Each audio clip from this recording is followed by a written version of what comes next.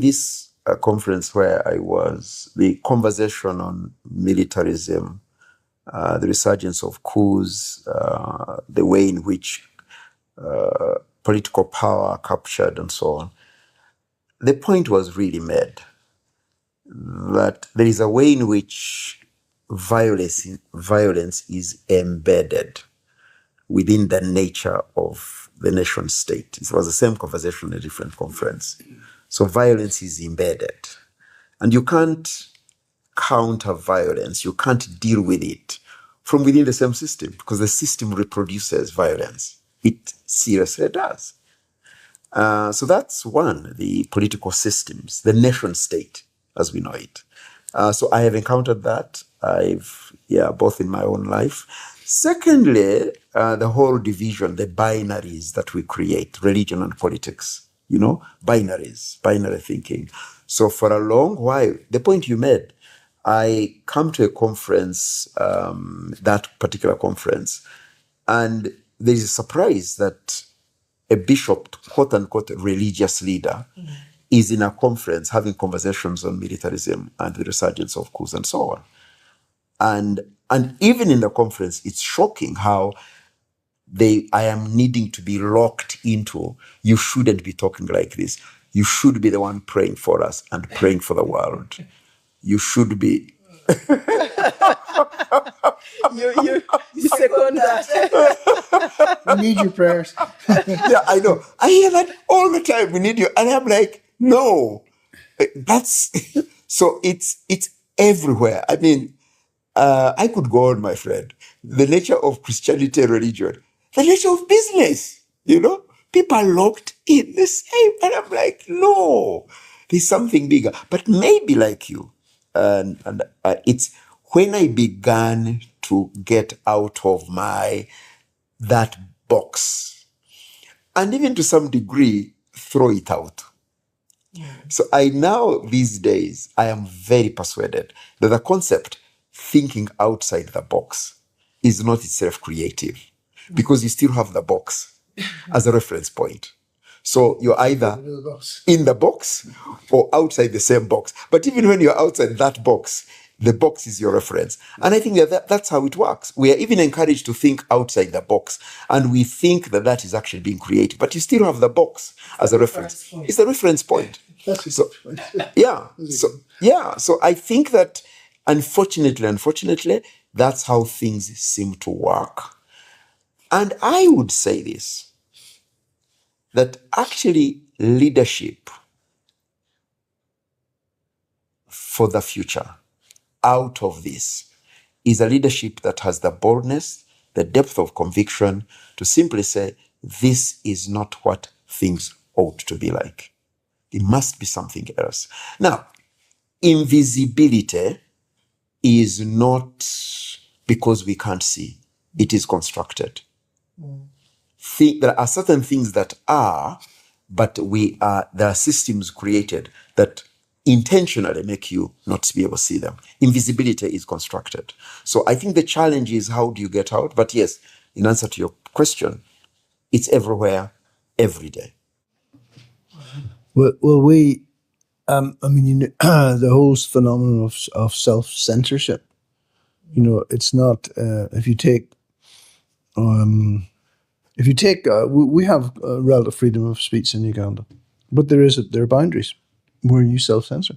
And if you want to have a peaceful life or secure life, then you live within those boundaries. It's a bit sad that we're seeing, it's not a bit sad, it's very sad that we're seeing where Gen Z came up in Kenya, came up again in Tanzania, made their voice heard, and they've been dealt with by force, by military force, to tamp this thing down. Because they were asking the questions. They were, in terms of the system wasn't working for them. And one of the concerns I would have about Africa at the minute, you mentioned a big bulge of young people that we have, and it's massive. When Tiananmen Square happened in China, which is quite a long time ago now, but the Chinese Central Communist Party ensured that they were working to make China the workshop of the world. Really, productivity was the thing. To create jobs, to improve people's standard of living, to cater for their needs. Because sometimes we stay in the system because we're comfortable. Where our needs are met, our families' needs are met. You know, the kids are getting educated and that. And that is, you talk about the nation state, but that is, you know, no matter what the political system is, if you're catering for the needs of the majority of your people in that way, then that's good. However, what I'm concerned about is in Africa, it's not happening. So you're having a greater and greater. Well, if you look at the waves of young people, now, you can say we've got Gen Z, you know, we've unemployed youth, but behind that unemployed youth, there's a bunch of kids that are partially educated. Behind that, there's toddlers. Behind that, there's babies. There's all these waves and waves and waves of human beings coming along, and a lot of the African governments are not actually meeting the needs of their population. And hence, you're going to have unrest. So there are people who benefit from status quo, from these systems, who invest heavily in sustaining them, in keeping them. And Ian, you speak about the political class on the continent. They benefit from the, and unfortunately it's short term, it's myopic, doesn't see far. But that's the nature of the box. You only see within the box. That's the tragedy. So I think for me, the hope is those who don't benefit from these systems. They are the ones who, because they have no vested interest in the sustaining of the system, of the metrics, they will be able to push back. And I think that in history, you always have these waves in which those on the margins, all right, and there's a whole conversation between the margins and the center, because yesterday's margins become today's centers. Today's centers become the margins. And that continually happens. And it seems to me the energy of the future is not in the system. It's actually on the very margins of that system, because they're the ones who are going to push back. So you can say that for any of the, and I think for me, imagining a future Africa, back to Africa, I think the real hope is that you have a significant population who have whose interests are not served by the current system. And because they must stay alive, survival is just going to simply push them to do something about it. And I think that that's where really the hope really lies. So these kids that seem to not be pushing back. Now, of course, the challenge is the whole conversation on revolutions, whether in business or religion or whatever. I think that this is the hard discussion that I think needs to happen. Well, I mean, I don't see any simple answer to what we're facing in Africa at the present time. Because if you look at Kenya, you look at Uganda. Well, I'm just even looking at East Africa. Forget about the instability in South Sudan and Sudan, because Sudan obviously is completely at war, on South Sudan. It's just on the edge of things. But we're talking about what are relatively stable countries: Uganda, Tanzania, and Kenya. I mean, we live in these countries, we do business, but if you continue to have the demographic pressure, I believe, of Gen Z and whatever's beyond Gen Z, and the society not being able to make jobs and make life for them, and then being trapped in Africa as well, in the sense that they can't then move out, because you're getting hardline policies now from all governments, whether it's Britain or America, in terms of immigration. So that's a boiling pot. It has to boil over. It has to go somewhere. Yeah. And far-sighted leadership, instead of paying lip service and trying to buy off a few people here and there, would say, no, all our energies must go into creating jobs and creating livelihoods for our people and educating our people, and but instead of catering for an elite, and then you try and when there's a unrest, you try and hit that on the head, but it'll become, what's that thing where that it keeps popping up somewhere else. It'll keep popping up. So I think part of the conversation, Ian, for me, is even interrogating just what you described as stability. Stability for who? Because those notions of stability, there is a stability that works for a particular class. Yeah. And for those who are absolutely outside the beneficial system, the benefits of this system, it's not stable. But do you realize that you and I and David, we are in that elite class for which the system works for us? Actually, confession be made, I made a decision not to be in that group. But just, no, I'm describing it just by virtue of the fact that we can put food on the table, that we can, send our kids or our grandkids to school and stuff like that. It's not that we're trying to be part of the elite, but the system is still working for us. But it's not working for the people who have no jobs in the slums.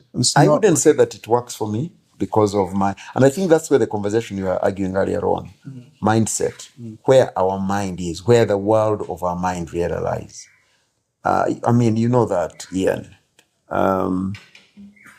that certainly the system, in terms of... I'm just pointing out the economics of it. Oh, all right. The economics of it, we can still make it work. Okay, and as I said, it's a nice climate, nice people and stuff like that.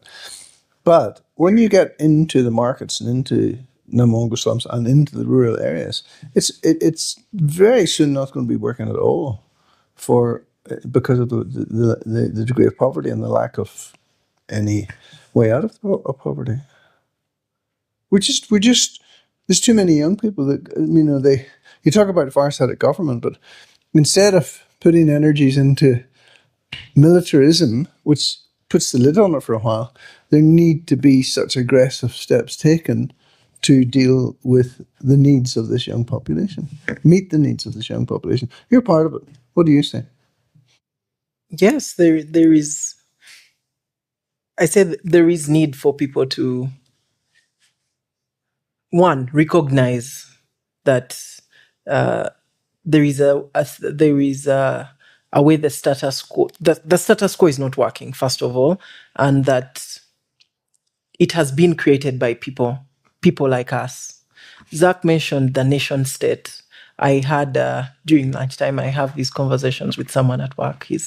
I'll not mention his name, but he's white. So he started an argument where he was saying colonialism shouldn't have ended.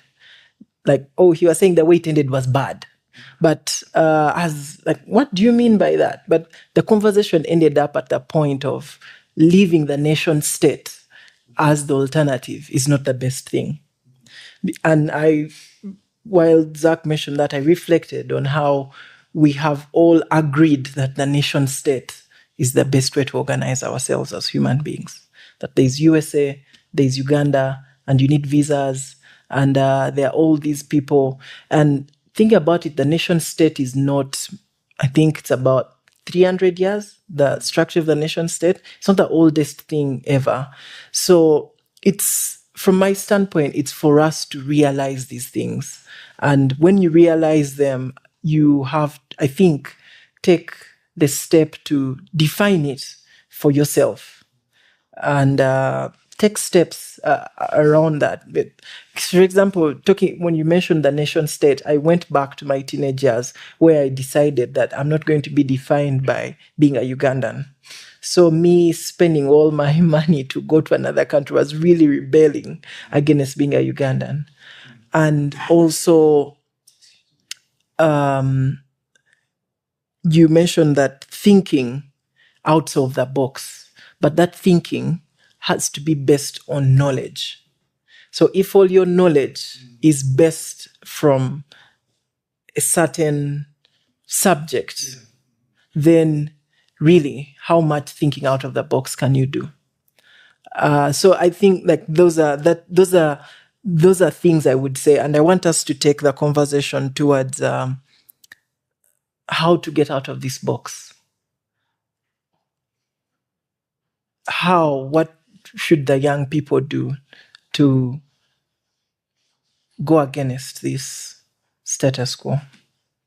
So I think that the box, as you already heard me say, thinking outside that box is itself